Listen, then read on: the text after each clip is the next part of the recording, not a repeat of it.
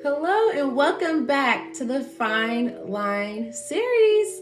And I'm here with my co-host Q, and we're going to be talking about the godly women today. Yes. And I'm so excited about it. I'm pretty sure a lot of men out there have questions as to how to know if, this woman is a godly woman. Right, yeah, definitely. I know I've had that question plenty of times in my walk with Christ.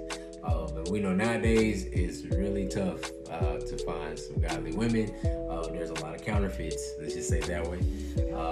But yeah, let's get straight to it. Yes. Let's talk about godly women. So excited about this topic. Let's do it. How do I know what a godly woman is? So actually, that's a really good question. I know that it could be very difficult to really recognize that a woman is godly, but mainly some of her characteristics would be she speaks with wisdom, she's very kind, she's caring, and she's loving. So most of the time, she's going to be that woman that a lot of other women around her pretty much seeks motivation from or encouragement from. She's going to be praying over other people in general. She'll have a heart to help and love on others because that's what God put in her. She's supposed to be nurturing and caring and loving. Ooh, that's hot right there. Okay, so what if she goes to church and she prays and stuff? Would that not qualify for her as a godly woman? Not exactly. So it's much like the godly man. You'll see it in the fruits of the spirit, like her fruit. She's going to be loving, she's going to be kind, but on top of that, she's also not going to surround herself, because you can still go to church and still party and go to clubs and bars and all these other places and do that stuff the night before or after, So you will see that even after church or after Bible study or whatever it is she's doing, she's still going to maintain that godly lifestyle. So, for example, her friends, she's not going to go to church and then afterwards go hang out with friends that are obviously doing things that does not show that self-respect or the self-worth. Makes sense. Okay, yeah, I can see that. That makes sense. All in the lifestyle. Exactly. Because church can just be people can just make it a habit to go to church. Church doesn't even really have to mean anything to them. They can just say, I went to church to check. You're right. Actually, sounds like what we talked about in Good Men. So, men, godly men, you are looking for a woman of God who is already married to Christ. This woman has already accepted Lord as her Savior, as her Father, as her husband. Okay? That is going to allow her to be prepared by God to be a wife for her natural husband. So technically, in the spiritual realm, she's already married because she's married to Christ. That is going to be the best practice for her, because she's going to have to be faithful and loyal, loving, kind, nurturing. The intimacy is being built. All of those qualities that you're going to need in a marriage with this woman, God is already preparing her for those things to be with you. But it starts with God first. So she can't be, in a position to be able to receive you as her husband if she hasn't already received Christ as her husband. Because Christ is going to start the healing in her that she needs. So that way she can help bring restoration into your life.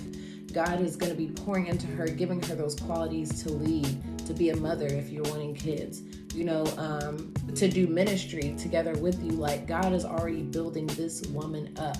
But it starts with Christ. So if she doesn't have that intimacy built up with Christ first, and that love and that self-respect and the self-worth, then she is not prepared to be your wife at all.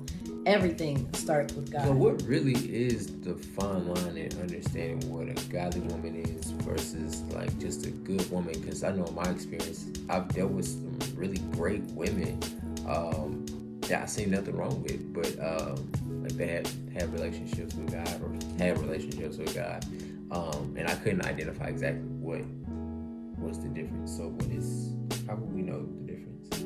Well, the godly woman, she's going to help you to build God's kingdom. that is the biggest sign that this is a godly woman. Because remember, she had a relationship with Christ first before you came along. So with that being said, she's already accepted him into her life as her husband, her man, her father, her lover, her everything. So he is her main concern, her main focus. So anything that she does, it will be beneficial to God's kingdom. So she can't make you her God. She can't put you first. It's about God being first. So being with knowing that it's a godly woman is that she will encourage you in the Lord. She will direct you to the Lord. You know, everything that, the basis of y'all's interactions and foundations, it's always going to go back to God. Because he was first. It makes sense. God is the first and the beginning and foundation of your relationship. A woman of God is not manipulative. She is not manipulative at all. She doesn't have to be, because at the end of the day, she knows who runs the show, and it's God who runs the show. So she doesn't have to try to manipulate a man in order to get her way, because she recognizes that God is the only way. He's the only person that really needs to have control over the situation, and she trusts him. A godly woman is loyal. She's loyal to God. She's loyal to herself. She's loyal to her family, her friends, her man, her husband. You know, you don't have to worry about, is this woman dealing with multiple other men? You don't have to worry about that.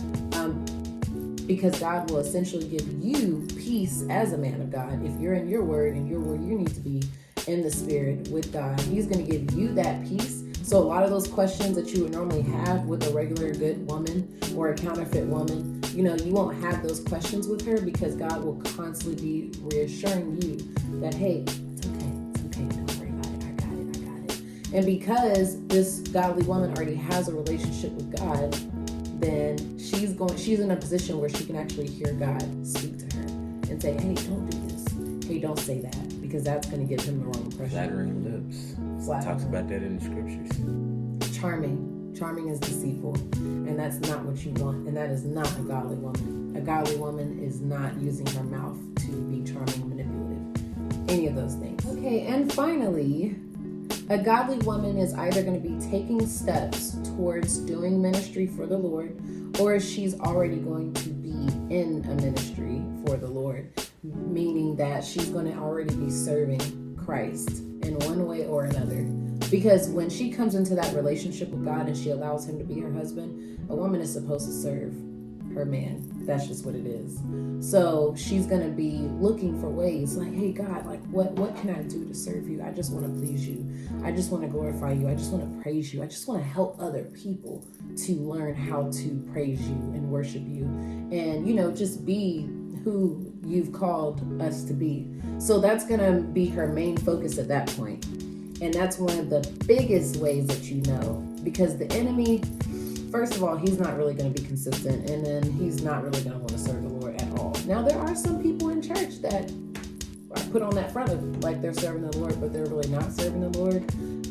But that's why you have to be in tune with God, because he will let you know, hey, even though this woman's on the praise team, she is not the godly woman. She's not. Trust me. That's Jezebel up there. You know, he is going to let you know. So that's one of the biggest signs. Her heart is going to be focused on God's kingdom building. She's not in a kingdom life. She's going to help you build it up, not tear it down.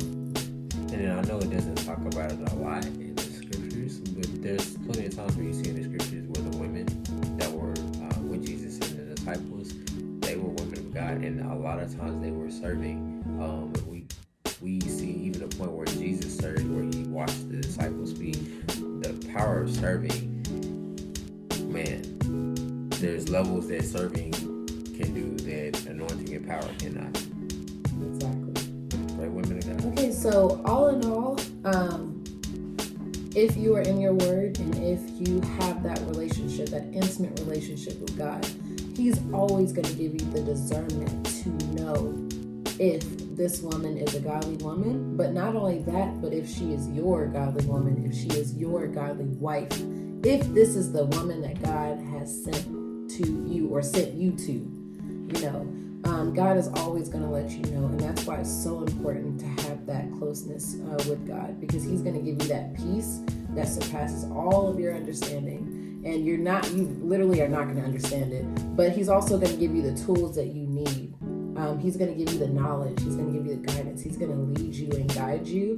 And when you meet this godly woman, all of those main huge issues that you would naturally have in a natural relationship, just a good relationship, you're not going to have that with her, because God would have already prepared this woman up to this point. So she's going to be submissive because she's submissive to God first. So if she's submissive to God and God is like, yeah, all right, He's going to lead you. This is who I'm putting in charge over, to be your covering. She's going to be, okay, all right, God, I trust you. So I trust Him because I trusted you first. So you won't have certain issues that you would naturally have with a regular good woman. Wow.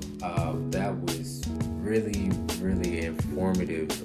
Thank you so much. I think now a lot of more godly men like myself will have a better understanding of what to look for when we go out looking for that godly woman, because obviously it says he who finds a wife finds a good thing. So now we're better positioned to know what we should be looking for when we go out there.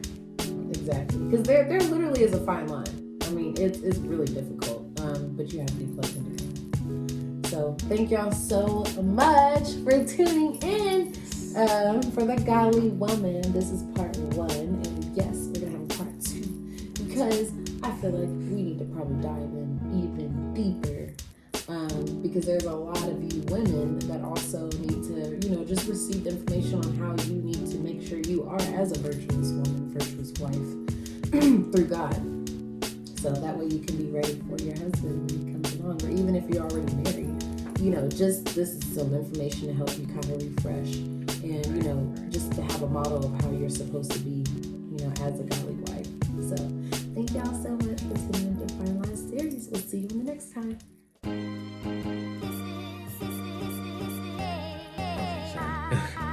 Dang. So what would be my natural vision for this would be to help men to understand what separates a godly woman from like a natural good woman. You know what I'm saying? It's really hard. It's not easy. It literally is a fine line. Makes sense.